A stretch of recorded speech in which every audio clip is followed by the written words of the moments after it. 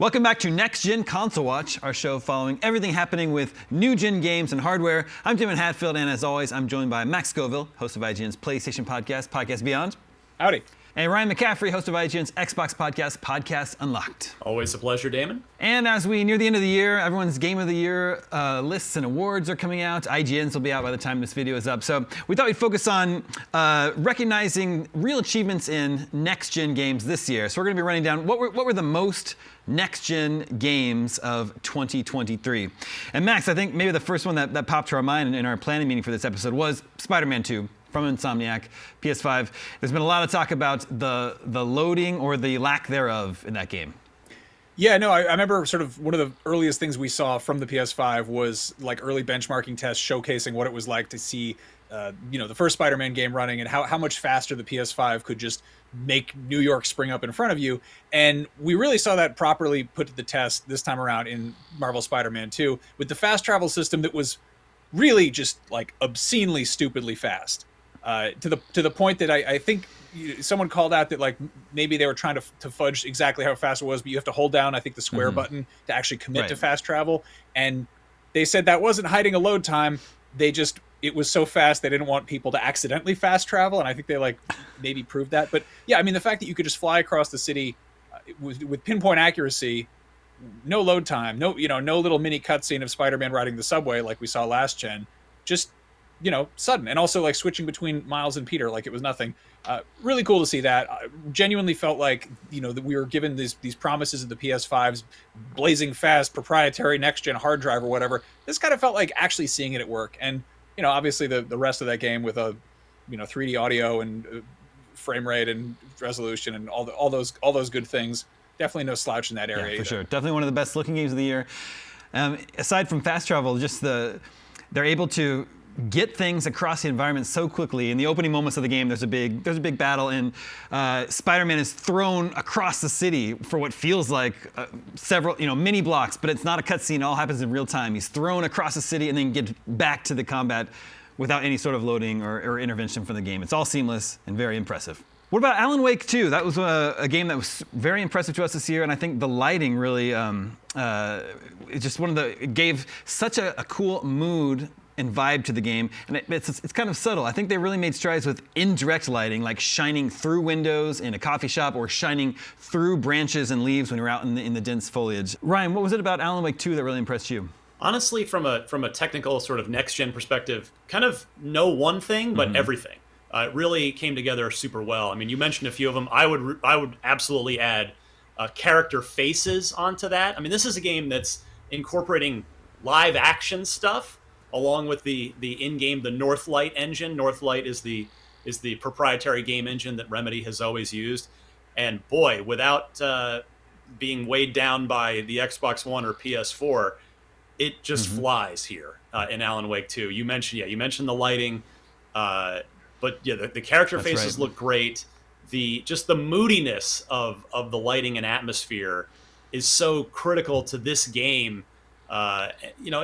It's not necessarily doing like buzzwordy stuff, but it just all comes together in a way where you look at it and go, yeah, there's no way that's a PS4 or Xbox One game. And it's all in service of the exact kind of game that Remedy was building, a survival horror game here with Alan Wake 2. So yeah, I definitely think it deserves special mention as one of these best next-gen games of the year. It's kind of more of a Pacific Northwest light engine in this case, wasn't it? Mm-hmm. Yeah, that's correct. Ryan, True. I see you have Baldur's Gate 3 behind you there. Have you spent any significant amount of time with that one? Not yet, just getting warmed up. The character creator, I was staring at it going, I could spend an hour in here easily trying to figure out, there's so many different options, but I'm so happy that it's now out for the Series X, and I'm looking forward to playing more. I just got a little bit of a start, just the first few minutes of gameplay after character creation, but yeah, and I think this one deserves special mention as the first game to make Microsoft break their own rule of feature parity between the Xbox Series S and Series X. This is a game so good that Microsoft said, all right, Larian, the developer, you guys aren't quite able to with everything this game's doing, you're not getting the split screen to run how you want it to run on the Series S. So why don't you just skip that? We'll just not worry about the split screen on the Series S. The Series X has it. So yeah, first next gen game to make Microsoft break its own parity clause, which I think is definitely notable. I will say, definitely check out that split screen if you can, because it is kind of amazing how well it's implemented. And it's when you think a dense, extremely granular story-based D&D game, you don't really think about couch co-op, but it works just shockingly well. And I don't know if you got someone around there who wants to grab a controller and hop on there with you. Probably a little bit too mature for your kids, but I don't know. Yeah, worth a shot. Baldur's Gate 3 is an amazing game. I'm 40 hours in and just in Act 2. I think I'm not even halfway done with the game yet. The next one we want to give a shout out to was Cyberpunk 2.0, which, as far as a next-gen game, it left the last-gen versions behind. The 2.0 is only available on consoles on Series X and S and PS5, and it actually brought ray tracing into consoles. There's been a lot of talk about how that game is, is a real comeback story. It's in the best place it's ever been now. It's the best time to jump into that game if you never have. It's finally... probably it's what it was promised to us at launch. Fantastic game and truly a really impressive current gen experience now. But Ryan, tell us about Forza Motorsport and on-track ray tracing. Yeah, you just mentioned ray tracing with Cyberpunk a minute ago, but this is Forza Motorsport. I mean, you expect the technical bar to be high for the game, and it always has been, both for Motorsport and Horizon. The real difference being that in the past, when on older hardware, there was a big frame rate gap. You had 30 frames per second in the open world Drive Anywhere Forza Horizon, and 60 frames per second on Motorsport, the closed track, closed circuit version of the game. Now we expect 60 frames on everything for Forza games. But what Motorsport does is it's bringing, and granted, we haven't had Horizon natively on the Xbox Series X yet, but Motorsport gives us on-track, in real gameplay moments, amounts of ray tracing. And it just, it's not necessarily a thing that super stands out, but it just, because this is a game that's about realism, both in terms of the visuals and the gameplay mechanics and sort of the feel of the driving, it's not, doesn't stick out, but it's a significant contributor to making that game look as good as it does and simulate motorsport racing on a track, which is its goal, as well as it does. So, Motorsport is, I'm glad to have it back. It's been a long time since Motorsport's been out. Forza Motorsport 7 is, I think, 6 years old now, if memory serves. So it's, this is the one that Microsoft and Turn 10 are going to be building off of for a while as sort of a platform type scenario here. I'll be looking forward to Forza Horizon because they'll inevitably take this technology and push it some way further for their purposes of making an open world game. But for the time being, man, Motorsport is, I think, pretty clearly, and nothing against Gran Turismo 7, but that is a PS4 and PS5 game. Motorsport, probably the best looking racing game ever made to this moment in time. The next one we wanted to highlight is Final Fantasy XVI for the sense of scale that it provides in the boss battles. It's basically, they're basically kaiju battles in Final Fantasy now. The Titan battle is one of the most famous ones. The final boss fight is super impressive for those who have made it there. And you're moving into these huge, colossal encounters very seamlessly. So there's probably not a game that provided quite the sense of scale that Final Fantasy XVI did this year in its boss fights. But on the other end of the spectrum, going from kaijus, let's talk about potatoes. And the impressive potatoes that we found in Starfield this year. Obviously, Starfield, say what you will, it was a very big hit when it arrived. A little bit of a divisive game, but it has its fans. It was a huge hit, and it certainly had a lot of impressive potatoes in it, Ryan. It sure did. Yeah, that was, I think, the biggest story on IGN that day, whatever day the potato story hit, from some intrepid member of the Starfield community meticulously and painstakingly stuffed a vault full of thousands of potatoes collected from around the galaxy, and then recorded opening the door, and they all come out exactly how you would expect them to. And it's just, it may seem like a silly thing, but it's just wild that the physics are modeled so accurately, such that what you expect to happen when that door opens and thousands of potatoes come rolling out is exactly what happens. So, Starfield, it is a pretty game, I think. It's maybe not necessarily a jaw-dropping game. I'm not sure really if any of the Bethesda Game Studios RPGs have ever necessarily been, well, I guess Oblivion, because that was really one of the first 360 games and the first proper HD era games. But, it's more about density and scale in more recent years. And Starfield has that in spades, but it's also packing a seriously cool physics system that, as we have learned, can accurately model thousands of potatoes all piled on top of each other. Some unsung hero out there really showcasing what Starfield is capable of with those potatoes. And finally, I think a real sort of next-gen accomplishment this year is that today, now you can play current AAA video games on your iPhone. Games like Resident Evil 4 and Assassin's Creed Mirage and Death Stranding are coming, and it's the full experience playing on your handheld with the controller, and they run great. They run really well. So, I mean, that's just kind of, I know a lot of people out there, maybe you're not traditional gamers, not interested in doing that on your iPhone, but just the fact that you can, I think is impressive. I don't know, how about you, Max? No, I'm completely with you. It kind of reminds me of when, The Witcher was ported to Switch, and it maybe isn't the best way to play it, but holy hell, they did it. It's more of like a technical achievement, and I'm happy that, Apple's making a phone that is powerful enough and I'm guessing like adaptable enough that they can jam this stuff in there.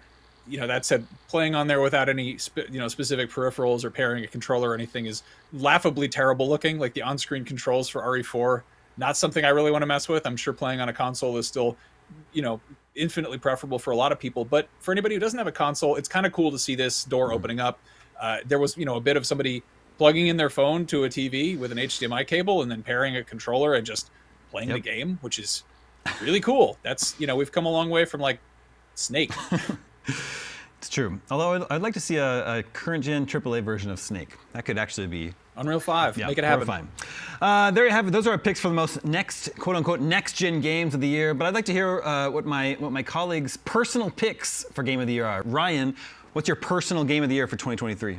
Well, I guess I'll have to echo what I said on Podcast Unlocked. I mean, it's my short list, I'll tell you, would be Diablo 4, Star Wars Jedi Survivor, Alan Wake 2.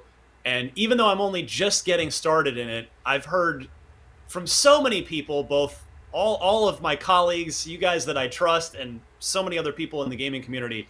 I mean, I think I'd be remiss to not include Baldur's Gate 3 on there. And I enjoyed the heck out of Starfield.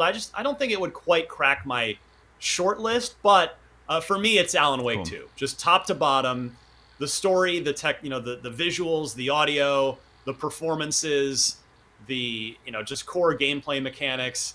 The narrative's full of surprises. I mean, it really is, and I'm a big fan of Remedy historically, going back to Max Payne 1. I think it's the best game Remedy has ever done, which, again, my opinion is that's a really high bar, and they nailed Alan Wake 2, and I'm so glad to see them getting recognition at the Game Awards, at other outlets, at IGN, etc. It's well deserving. Max, how about you? Your personal game of the year? It's sitting right behind Ryan right now. Baldur's Gate 3. I think this was our pick for the Beyond PS5 game of the year. It's a phenomenal achievement. We've kind of sung its praises already. I highly recommend anybody who doesn't see what the big deal is, doesn't think it's appealing, if there's any way you can actually try it out at a friend's house or whatever, highly recommend it. It's just a phenomenal achievement. I feel like it's really a proper simulation of what's fun about playing D&D, which maybe isn't for everybody because it involves dice and math and sometimes mechanical pencils. But no, really just wonderful game. Honorable mentions to a lot of the ones that Ryan fired off there too. Alan Wake. I still haven't finished that one, but I love that it's weird. Mm-hmm. I love that Remedy swung for the fences, making something. We throw around the word unique a lot, but that is a bizarre, strange, visually distinct, stylistically doing its own thing kind of game. And you look at it kind of up against a bunch of beloved IP or sequels or established properties, and it's cool to see something like they're out there doing something so weird. And also RoboCop Rogue City was pretty fun. I love all those games. My personal pick is one that doesn't quite fit into the confines of this show, which would be The Legend of Zelda: Tears of the Kingdom, which, not more needs to be said about what a masterpiece that game is, but just when I think back at my gaming journey over the year, I think I have the best memories and the most impressive moments playing that game, and the most fun playing with just building weird things. We've got the poll. We took the week off last week. We had the poll from 2 weeks ago. We were talking about Grand Theft Auto 6, and so we asked you, now that we've seen our first official glimpse of Grand Theft Auto 6, we want to know, what is your all-time favorite GTA game? And unsurprisingly, number 1 was GTA 5, the best-selling entertainment thing of all time. But there's not a lot of distance between all these picks. Number 2 was Vice City, 3 was San Andreas, but you're going from 32% for 5, 28% for Vice City, 26% for San Andreas. So these games are all very close. 14% said a different GTA game. So Ryan, what's your favorite GTA of all time? 5?